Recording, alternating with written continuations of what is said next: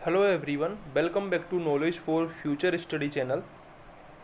इस वीडियो में हम कॉलम्स एवं स्ट्रट स्ट्रेंथ ऑफ मटेरियल्स का ये टॉपिक है। इसके प्रीवियस ईयर परीक्षाओं में आए हुए क्वेश्चंस डिस्कस करेंगे।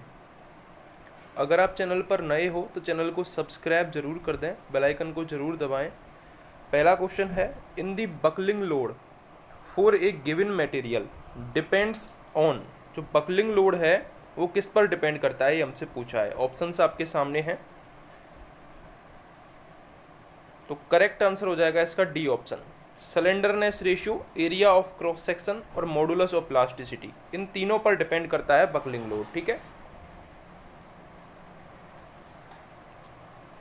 अगला क्वेश्चन है, for eccentrically loaded strut the section preferred is. अच्छा क्वेश्चन है, एग्जाम में पूछा जाता है। एसेंट्रिकली लोडेड स्ट्रट के लिए जो सेक्शन हम प्रीफर्ड करते हैं वो करते हैं कंपोजिट सेक्शन। डी ऑप्शन यहाँ पर करेक्ट हो जाएगा। Compression members tend to buckle in the direction of. Important question है, पूछा जा सकता है। कंप्रेशन मेंबर किस डायरेक्शन में बकल करते हैं? ऑप्शन है axis of load, perpendicular to the axis of load, minimum cross section, least radius of gyration. तो करेक्ट आंसर है इसका d option. Least radius of gyration की डायरेक्शन में कंप्रेशन मेंबर बकल करते हैं। When both ends of a column are fixed, the effective length is। ये question काफ़ी exams में पूछे जाते हैं, इंपॉर्टेंट है। जब कॉलम के दोनों एंड फिक्स्ड हों तो इफेक्टिव लेंथ क्या होगी? तो इफेक्टिव लेंथ होगी half of its length, half of its length. ठीक है, यदि दोनों एंड हिंज होते तो ये आपको कमेंट सेक्शन में कमेंट करके बताना है कि यदि कॉलम के दोनों एंड अगर हिंज होते तो इफेक्टिव लेंथ क्या होगी। ठीक है, कमेंट सेक्शन में कमेंट करके बताइए। Slenderness of a column is zero when. Column की जो स्लेंडरनेस है वो जीरो होती है कब? बहुत इंपॉर्टेंट क्वेश्चन है, वेरी इंपॉर्टेंट क्वेश्चन, पूछा जा सकता है एग्जाम में। स्लेंडरनेस कॉलम की जीरो कब होती है? जब कॉलम सपोर्ट होता है ऑल साइड से। जब कॉलम ऑल साइड से सपोर्ट होता है थ्रू आउट दी लेंथ, तो कॉलम का जो स्लेंडरनेस है वो हमेशा जीरो होगी। अगला क्वेश्चन है, the factor of safety considers in Euler's formula for crippling load is. Euler's formula for crippling load के लिए जो फैक्टर ऑफ सेफ्टी है वो कितनी ली जाती है? तो वो 1 ली जाती है। ठीक है, फर्स्ट ऑप्शन करेक्ट होगा। Rankine's crippling load formula is valid for. जो रेनकाइंस क्रिपलिंग लोड फार्मूला है वो किसके लिए वैलिड होता है?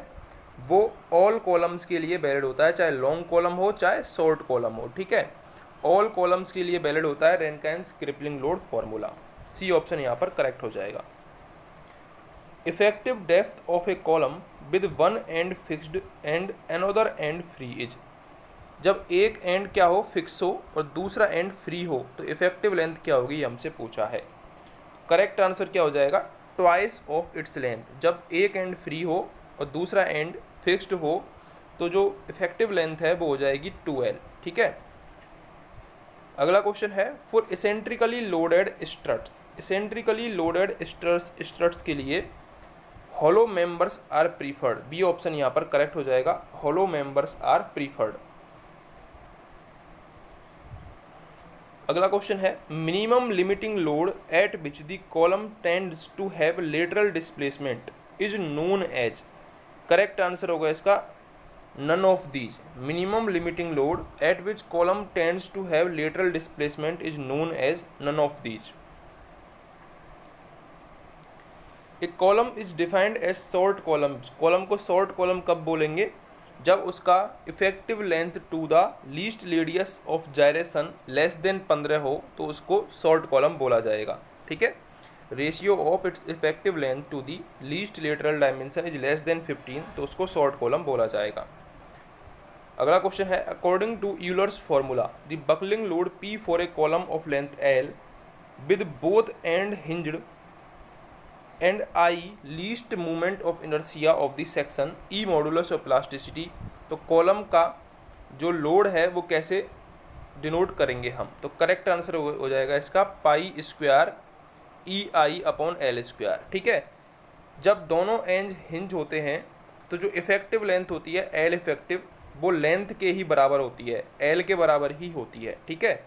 तो इसलिए इस फॉर्मूले में कोई चेंज नहीं आएगा, एल की जगह पे एल ही आएगा, इसलिए सी ऑप्शन करेक्ट हो जाएगा। अगले क्वेश्चन पर चलते हैं। अगला क्वेश्चन है slenderness ratio of a column is the ratio of it's. जो स्लेंडरनेस रेशियो होता है वो लेंथ का लीस्ट रेडियस ऑफ जायरेशन से रेशियो होता है, length upon least radius of gyration, इसको ही स्लेंडरनेस रेशियो लैम्बडा बोला जाता है, ठीक है। तो बी ऑप्शन यहाँ पर करेक्ट हो जाएगा। Rankine-Gordon formula is applicable for determining the buckling load for। जो Rankine-Gordon formula होता है वो इंटरमीडिएट कॉलम्स के लिए भी काम में आता है। Intermediate columns what certain amendments it can be used for short as well as long columns, यानी कि ये ऑल टाइप के कॉलम्स के लिए काम में आ सकता है, इंटरमीडिएट, शॉर्ट और लॉन्ग कॉलम्स। तो यहाँ पर डी ऑप्शन करेक्ट हो जाएगा। अगला क्वेश्चन है हमारा as the slenderness ratio of a column increases its compressive strength. यदि स्लेंडरनेस रेशियो इंक्रीज होगा तो कंप्रेसिव स्ट्रेंथ डिक्रीज होगी, ठीक है। बी ऑप्शन यहाँ पर करेक्ट हो जाएगा। अगला क्वेश्चन है रेशियो ऑफ लेंथ ऑफ